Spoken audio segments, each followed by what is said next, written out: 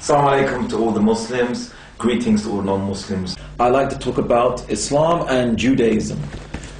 Now, I want to put a few points that some people don't realize about Judaism and Islam. You see, Islam is the only religion on earth that Judaism actually accepts its existence. What do I mean by this? Well, Judaism, the purpose of the Jews, they had a mandate from God to spread the worship of the one God throughout the world, and perhaps to influence the Gentiles, the Goyim, into their customs, viewpoints, and way of life, although not to make them Jews, because they were meant to be the chosen people, but to influence them into the worship of one God and keep this practice. By this criteria, Islam is fulfilling the mandate of the Jews. In fact, as Muslims worshipping one God, worshipping only the one God mentioned in the Bible, we call it Allah, they say Allah. It's the difference between Arabic pronunciation of the word and the Jewish and the Hebrew pronunciation. Allah, Allah, same spelling, just two different accents. Anyway, we worship the same God, the same one God. According to this, the Muslims are saved. Muslims are going to heaven, are saved if they stick to the worship of their one God. And this is very interesting. You can't say the same for Christians, because according to the Jews, according to Judaism, Christianity or Trinitarian Christianity is nothing more than idolatry. The worshipping of a human being was seen as blasphemous idolatry by the Jews, and also by the Muslims too. So according to this, the Christians are going to hell. They're going to burn in hell because they are deviating from the pure monotheism that God has told them to spread and told them to adhere to. But as for Muslims, we are actually adhering to this very same thing. So apparently, according to their own mandate, we are following the mandate for Gentiles. As regards the customs and culture of Muslims, we have this almost identical as the Jews. We have a certain type of meat we have to eat. They call it kosher, we call it halal. It's killed in the same way and mentioning God's name. So these things are the same meat. In fact, as Muslims, we can even eat kosher meat. It's okay for us to eat it. So this is the similarities. We have to ritually worship God at certain points of the day, in the morning and the noon and day and the evening times, and the Jews have to do too. So these are customary rituals which they have exactly the same. They're not allowed to have images or icons in their synagogues, and it's the same for Muslims as well. Some synagogues point towards Jerusalem. With us, we point towards our temple of Abraham in Makkah. So it's the same point, same perspectives, and same Semitic roots, as it were.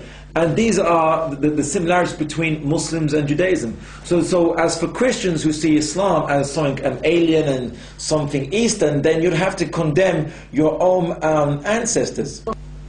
What about the fact of circumcision? And not to mention the issue of not eating pork. These are things that Jews and Muslims share. So these are just a few examples of the many similarities between Islam and Judaism. And as I said before, that for those in the West who come from a Christian culture, to condemn Muslims or to look at Muslims as being alien, then you're going to condemn Jesus himself, because Jesus himself was following Judaic law and he had the same kind of rituals, understandings as Muslims.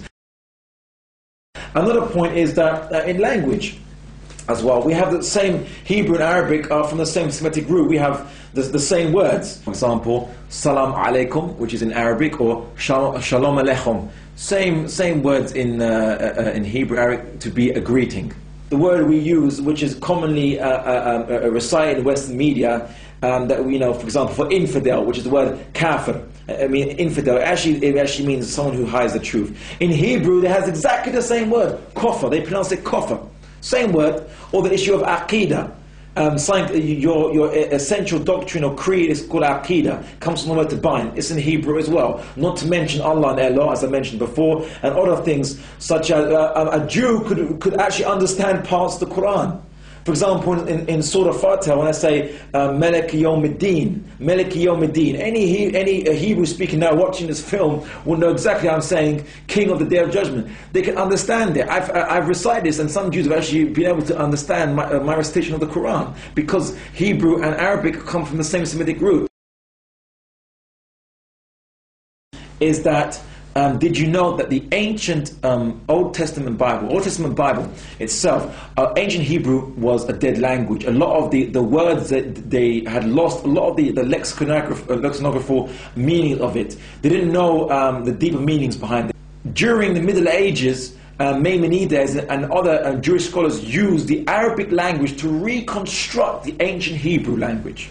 So, for example, in the Bible, Old Testament Bible, when it says Elohi Achad, God is one, it just used to be answered as one. But when they looked at the Arabic root Ahad, which is the same word as Achad, and they saw that Achad means not only one, but unique, there's nothing else like it, and indivisible. So the Arabic language actually reconstructed the missing ancient Hebrew words which people did not know the meanings for. And not only this, but where did this classical Arabic come from? This classical Arabic comes from the Quran, because the Quran, when it came down, it changed the whole Arabic language. It perfected it. It changed the various spurious dialects of different tribes in the Arabian Peninsula and put a standardized form based on Quranic grammar and style and meanings.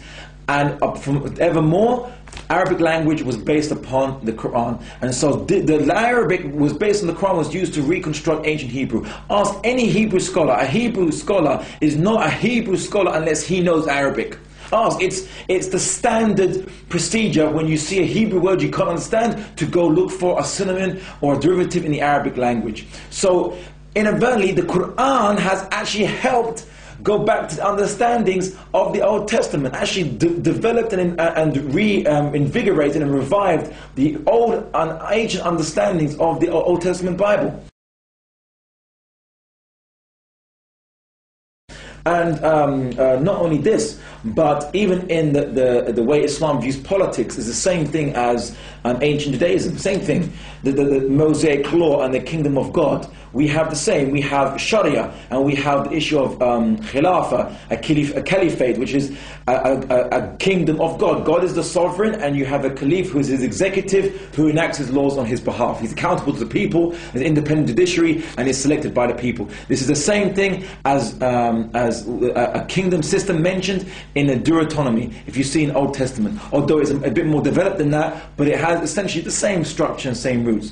So as you can see, that the point of this video is just to demonstrate that Islam is not alien. Really, it's a revival of something old. And not only this, but it's come with more clarifications, with more details, and a proper rational explanation of things. Some Jews have speculated that Islam was influenced by Judaism. Obviously, we believe that it was a prophet from God coming down through the line of the Ishmaelites, the other son of Abraham, Ishmael. But that is to discuss on a different video. Suffice to say, Islam and Judaism are extremely similar in everything, in their doctrines, their theology, their viewpoint to the world, and to their politics. And this is all I wanted to say. So if you reject Islam as an alien culture, something you can't understand, it's just something completely out there, far out, then and you are a Christian, then you're going to have to reject Jesus and his culture, because it is similar. Arabs are the Semitic cousins, if not the Semitic brothers, of the Isaacite Jews. And basically, this is the point I wanted to mention to enlighten people that didn't know a few of these facts. So the Muslims and Jews are actually like this in their beliefs and their understandings and so on, and their theologies and so on. So anyway, thanks for listening. Salam to all Muslims watching this, and thanks again for watching, and greetings to all the non-Muslims watching.